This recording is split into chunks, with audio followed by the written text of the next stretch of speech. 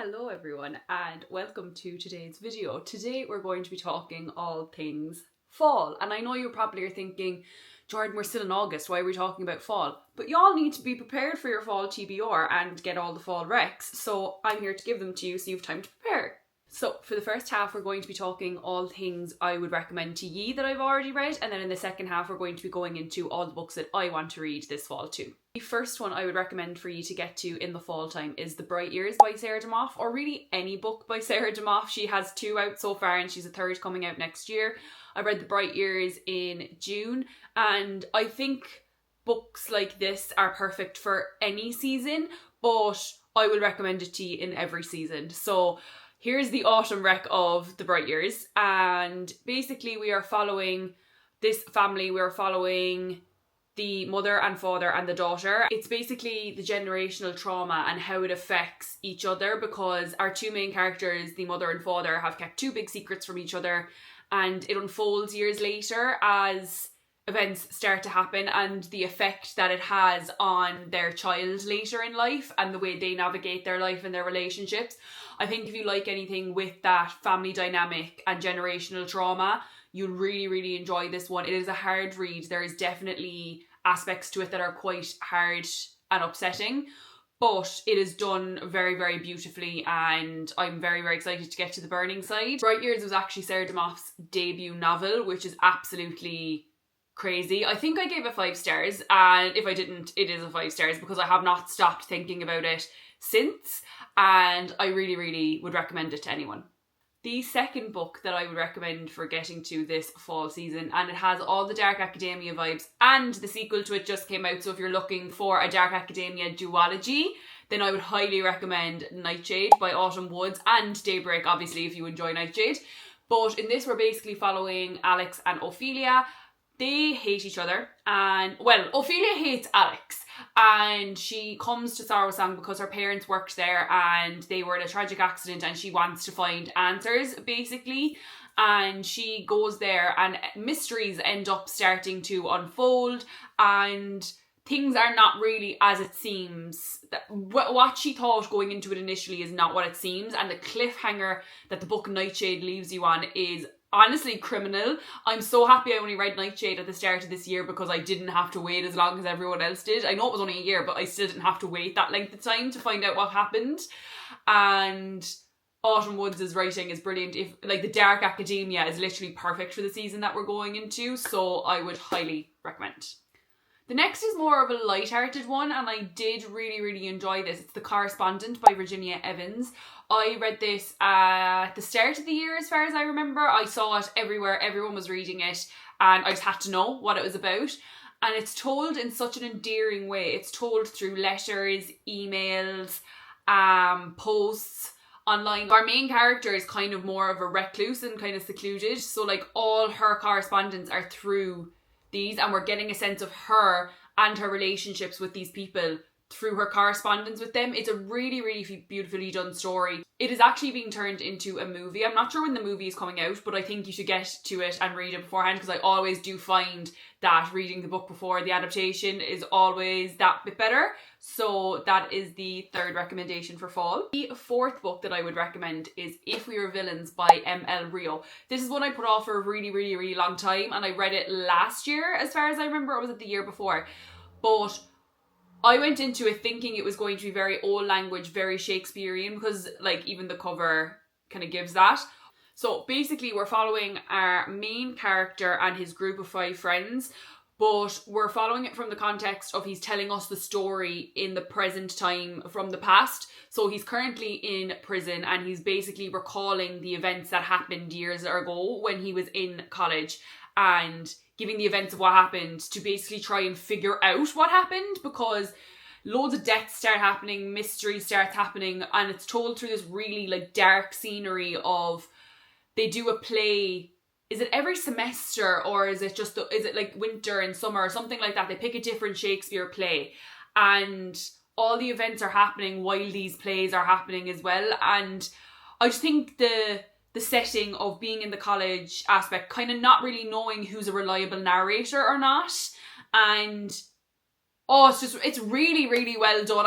I think I really want to reread it, and it does a really great job of tying the Shakespearean aspect but keeping it modern day so that people aren't confused or don't kind of lose sight of the story. Honestly, it was one of my favourite fall time reads, and I feel like this and The Secret History are kind of both recommended together, and I have read both. I would recommend If We Were Villains over The Secret History any day of the week. Next one is a twofer special. So we have, because ACOTAR 6 is coming out on October the 27th. I don't know will you have enough time unless you stay up for the next month and a half, but I would recommend the ACOTAR series and also Throne of Glass. I have not read Crescent City yet. That is on my list to read before October 27th. So ACOTAR is following Feyre and her sisters, and they get thrust into this Fey world by accident, and it's navigating that. There's a war going on in the Fey with the Fey and the humans. And then in Throne of Glass, we're following Selena, who is an assassin, and so she's basically wants to become the king's champion, but there's something going on in the castle that is quite dark, and we're not sure what's going on. It is a 9-book series. It is a phenomenally done book, and I think if you're looking for something more easier world building, I would go into ACOTAR, because I did find that a lot easier to follow and I wasn't as confused. But with this, it's more intricately done, and it is definitely heavier fantasy. There is definitely romance elements, but they don't fully take over the story. I feel like the romance is more prevalent in ACOTAR as opposed to it is Throne of Glass. Why it is still there, like, don't get me wrong, there is some amount of romance in there, but the way it's done, I feel like the political system, the magic system, and what we're trying to strive towards the end is more driving the story as opposed to the romance between the characters, which is driving a lot in this.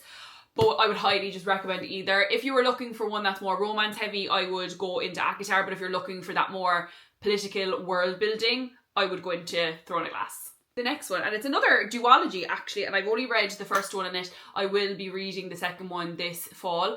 It is Anatomy by Dana Schwartz. Our main character, Hazel, is obsessed with dead bodies, let's just call a spade, and she really is fascinated by it and wants to kind of figure out why people are dying and how people are dying, and she is in the era of where women really aren't seen as workers. They're seen more as being at home and doing those duties.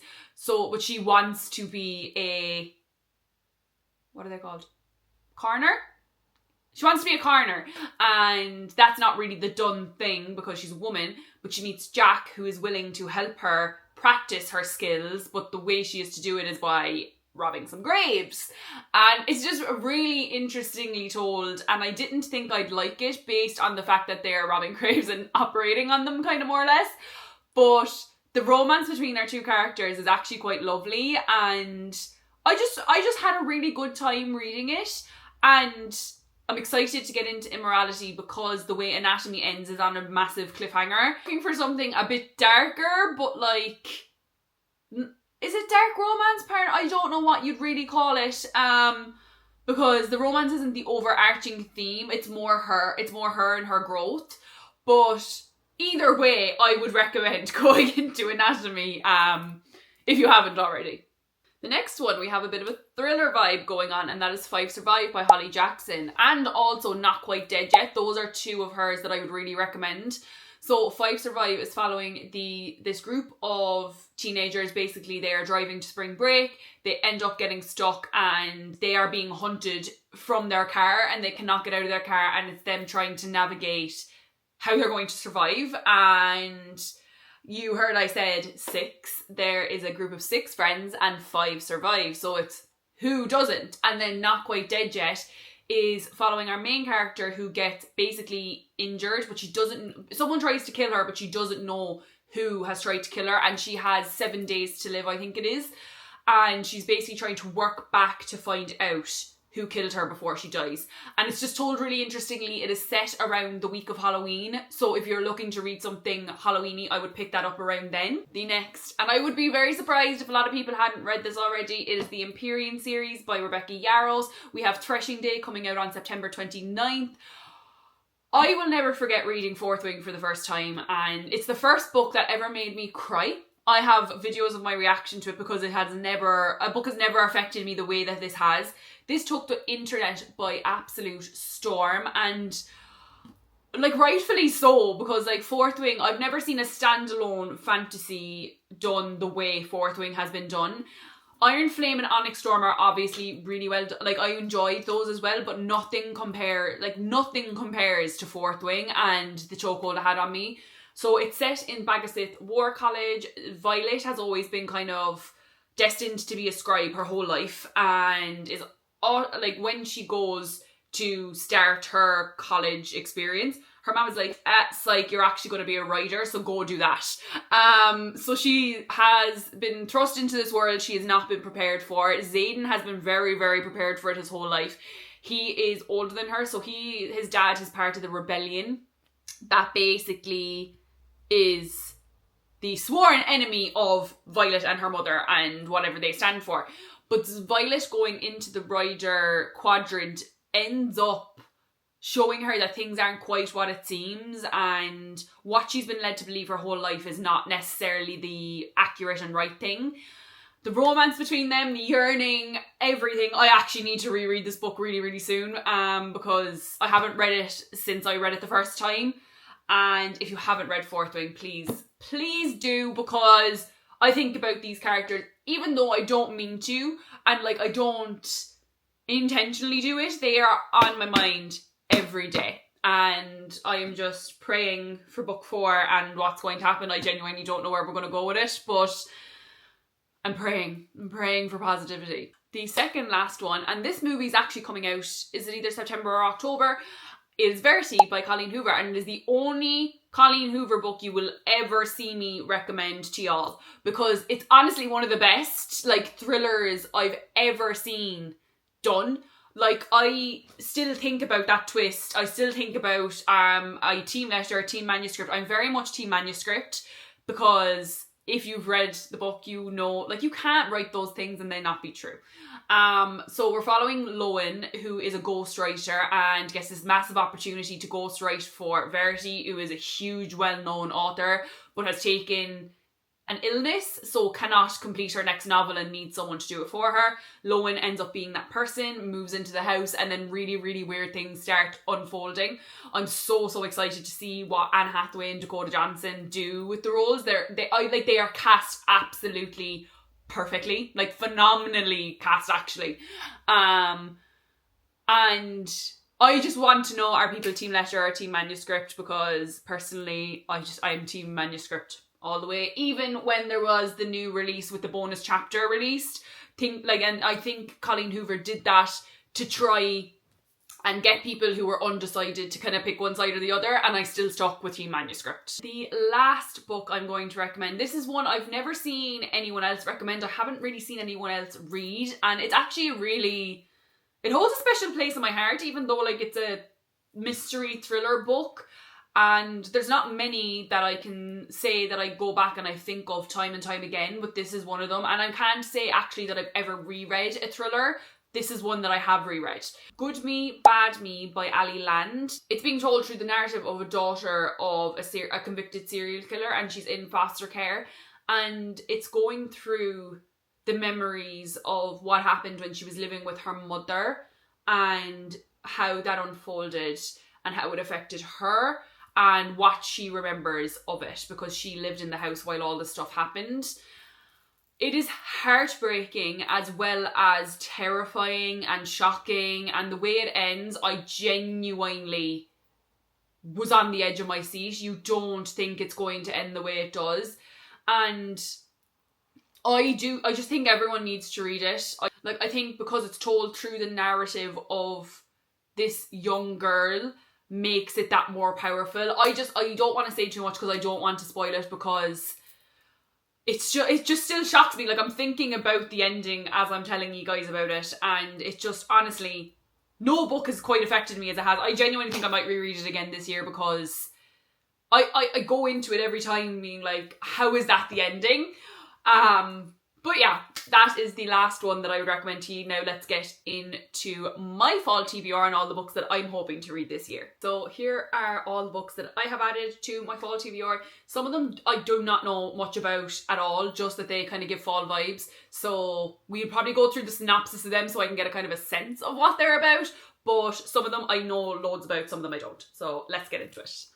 So the first one is You Again by Kate Goldbeck. I saw this going around last year. I saw Sarah Crowley read it, and I think this is going to be my new slogan. Historically, if Sarah Crowley loves it, so do I. So yeah, You Again by Kate Goldbeck. I literally know nothing about this other than the cover is fall in a cover. So it says, can they stop hating each other long enough to fall in love? A commitment phobe and a hopeless romantic clash over and over again until heartbreak and unexpected chemistry bring them together in this clever enemies to friends to lovers debut romance. When Ari and Josh first meet, the wrong kind of sparks fly. They hate each other instantly. A free-spirited, struggling comedian who likes to keep things casual, Ari sublets, takes gigs, and she never sleeps over after hooking up. Born and bred Manhattanite, Josh has ambitious plans, take the culinary world by storm, find the one, and make her breakfast in his spotless kitchen. They have absolutely nothing in common except that they happen to be sleeping with the same woman. Ari and Josh never expect their paths to cross again, but years later, as they are both reeling from ego-bruising breakups, a chance encounter leads to a surprising connection, friendship. Turns out spending time with your former nemesis is fun when you're too sad to hate each other and too sad for hate sex. As friends without benefits, they find comfort in late night Netflix binges, swiping through each other's online dating profiles and bickering across boroughs. It's better than romance until one night the unspoken boundary of their platonic relationship begins to blur. With sharp observations and sizzling chemistry, You Again explores the dynamics of co-ed friendship in this sizzling romance comedy of modern love in all its forms. I really like that. I like the second chance kind of enemies to friends to lovers. I like that it's not as straightforward as they go from hating each other to loving each other. I like the added dynamic of that messiness.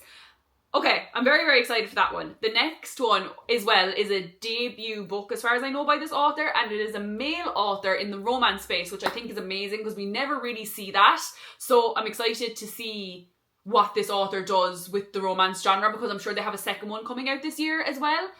And it's called It's Different This Time by Josh Richard. And I don't know much about it, but I'll read you the synopsis and we'll see. In the sweeping second chance romance, a twist of fate forces two former roommates to move back into their beloved New York City brownstone and face the events that led to their estrangement and confront their unresolved feelings for each other. Subject 74 Perry Street. So begins the email that turns June Wood's entire world on its head.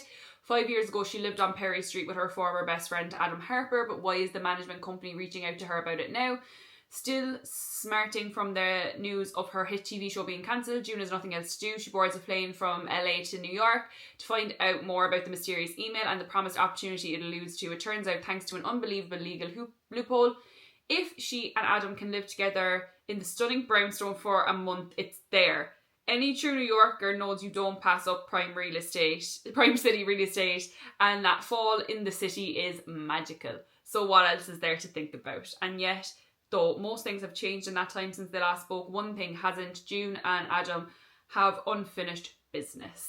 They didn't exactly end on good terms when they both went off to chase their dreams. Now confronted with the consequences of their choices, they must navigate the minefield of their past the best way they knew together. Every day they move closer to owning Perry Street reveals misunderstandings, long-term resentments and long-buried feelings, which are suddenly feeling not so very buried. But they already lost their friendship once again, devastating them both. Can they risk losing it again for something a little different this time? Do you know what I mean? Like, this is like, whew! Two second chance romances where there is messiness, where they go from friends. Two of those books literally are me in a book, and they're both set in the fall time. I cannot wait to get to It's Different This Time by Josh Richard. Just from reading that, I should have read the synopsis before going into it, but I think getting the raw reaction is way better. Very excited to get into that. The next one is Crescent City, in anticipation of ACOTAR 6. I've not read it ever. I have kind of pushed it off always because of the social media aspect, and it's set more in modern day, whereas I like the aspect of Throne of Glass and ACOTAR, that it's kind of like separated from reality. Whereas with this, bringing social media into it is kind of bringing that reality aspect that I don't enjoy. I've been told by many people that it is not a huge thing and I will get over it. And also, Maria, please don't give out to me for saying this because she's told me to push this out of my mind, but the fact that Ruin Dannon has long hair really annoys me. I don't know why. I feel like I'm being very picky, but especially because he's not the love interest, I know he is the brother of our main character. So I don't know why it bothers me so much, but it just does. So let me know, like, did you notice it? Did it bother you? Did the social media aspect bother you? Or do I just get over myself and read it? Like, I know I'm going to have to regardless because obviously I can't read ACOTAR 6 without reading it. But just let me know how you felt going into it with that aspect. Because I know some people are similar to me and don't really enjoy that, like, reality being brought in because the whole point of reading is to escape. But yeah, Crescent City is on the Fall TBR. The next one, and anyone who's been around probably since I started this whole bookgram, book talk, booktube journey, Babel has always been on the Fall TBRs, has been on like monthly TBRs, has been on my 24 for 24, 25 for 25, and I'm sure it's on my 26 for 26 as well. And that's Babel by R.F. Kuang. I think I said that already, but yeah, that's Babel by R.F. Kuang. I don't know will I ever get to this, but it is on the Fall TBR. I have this, but I also have Catabasis as well at home, which I could add to the TBR. I would like someone who has read both to kind of let me know which is more easier to get into. I've only read Yellowface by R.F. Kuang before, so I haven't really went into her more intricately world-building books. So I don't know which is the better of the two to start with. I have Babel on here because it's been on here for so long. But if you think Catabasis is an easier read and I would find that easier maybe to digest, then do let me know in the comments. But nonetheless, Babel is on the TBR again. The next one is When the Moon Hatched by Sarah A. Parker, and also The Ballad of Falling Dragons, but I obviously need to read When the Moon Hatched first. I don't know much about this other than that there is dragons and that so many people loved it. It is one of my bestie, Kiara. It was one of her favourite books. So I feel like just purely for that, I need to read it for her. And there's dragons in it, so, you know, can't really complain. The next one on the list is a whopper. Alchemized by Senling Yu. I actually brought it with me when I moved to the Netherlands and planned to read it then because I was like, because I was told at the time when I bought it that it would put me into a Great Depression, and I was like, I'm separated from my boyfriend currently, I don't want to be in a Great Depression, so I'll read it when we get back together when I'm in the Netherlands. And my life got so busy and so hectic, I genuinely didn't even read it. So it is being added to TBR this year and I will be reading it 100%. I don't care what anyone says. I'm really, really excited for it. All I know is that this is kind of similar to Manacled fanfic, the fanfic that was made based on Dramione. But this isn't Dramione fanfic. It's more similar to the world of Hogwarts and the world of Harry Potter and that aspect of, I think, to it more than the romance, but there obviously is romance in it. I'm excited for like the political system and the world building in this, and it's just beautiful. It's just a gorgeous cover. I don't know, is there actually going to be a second one in this or not? Does anyone know? Is this a standalone or is there going to be more? Please do let me know. Next, and this is more, I actually don't know what you'd class this as. It's a literary fiction maybe, but it is Intermezzo by Sally Rooney. This is following two brothers who basically have nothing more in common than the fact that they are brothers. And they're both dealing with the loss of their father, and it just, as far as I know, is a story of following them and how they deal with it so differently, and how maybe that they will find that they have more in common than they think. I'm excited for this. I've heard really, really good things about it, and I know chess plays a huge role in it. And I'm just really excited to get into it. I like those books that deal with those harder topics. The next one is The Burning Side by Sarah DeMoff. This is the second book from this author. I read The Bright Years in June of this year, and I'm just so excited to read more of Sarah DeMoff's writing. She has this, obviously, that came out this year, and she has just announced that she has a book coming out in 2027, and it is called State of Care. That Sarah DeMoff tackles kind of these harder, deeper topics, and I'm just so excited to get to the burning side. I actually don't know anything about it. I purposely am going to go into it not knowing, because I found that not knowing what the Bright Years was necessarily about, just kind of the general genre of it, really helped me enjoy it that much more. So I haven't read up about it, but I am very, very excited to go into it. I love her writing so much, and I could just talk about Sarah Bob, even though she literally has one book. I could just talk about her writing all day. Next, and another one that has been on countless monthly TBRs, countless whatever books I want, how many books I want to read that year, however many fall TBRs, Six of Crows by Leigh Bardugo. This is one of Sarah Crowley's favourite series, and you know what? If Sarah Crowley comments in any way or interacts in any way, I will read it.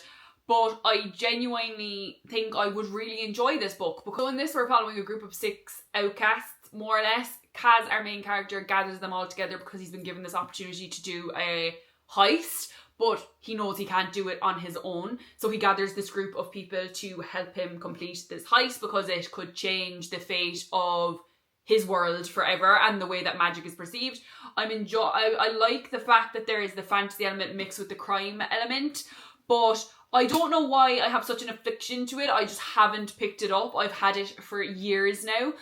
Let me know if you've read it and what you thought of it. I do really think I'll enjoy it, but I'm adding it once again to the Fall TBR, and hopefully by the end of the year you will have seen me have read this. The last book on my Fall TBR is a book that I have put off for so long, and I genuinely don't know why, because I read the first book in the series at like the start of last year, or was it last summer?